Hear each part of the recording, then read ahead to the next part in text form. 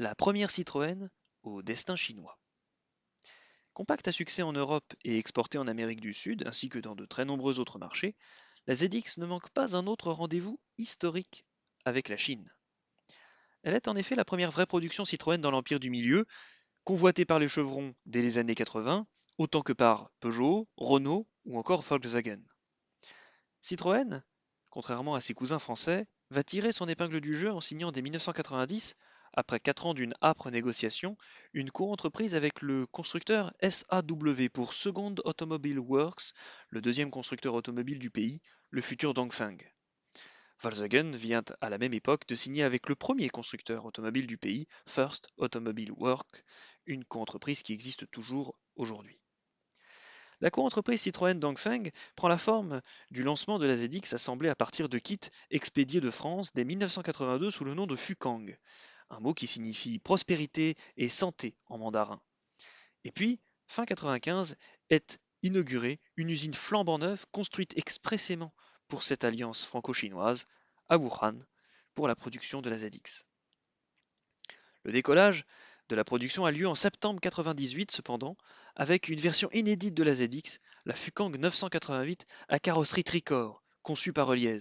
Elle comporte une malle pour mieux convenir aux goûts locaux, qui jusqu'à présent devaient composer avec une unique silhouette à haillons, qui n'est guère prisée que par les familles les plus modernes du pays.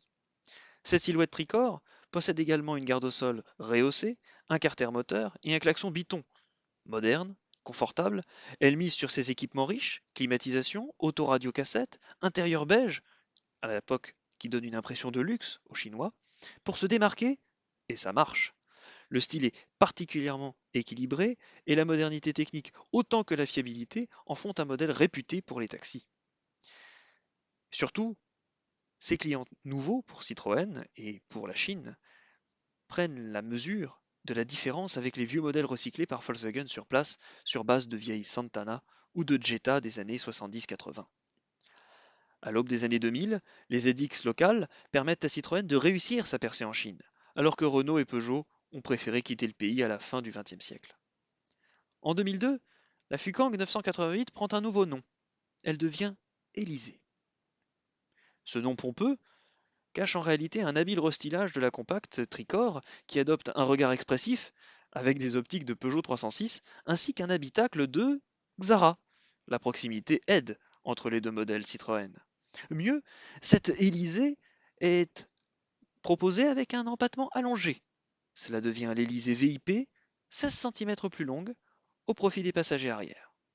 La carrière repart de plus belle pour la Fukang, qui devient même la voiture compacte la plus compétitive de Chine en 2005, mais la concurrence, elle, devient de plus en plus féroce face à elle.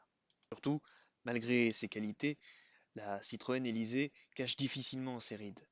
En 2006, lors de sa dernière visite en Chine, le président Jacques Chirac retrouve à Wuhan les mêmes voitures que celles dont il a inauguré l'usine en novembre 1995, au tout début de son premier mandat avec Jacques Calvet. Un modèle dont le badge Élysée lui inspire cependant le commentaire suivant. C'est une voiture que je trouve très jolie. Bien, beau, superbe, ajoute même Madame Chirac.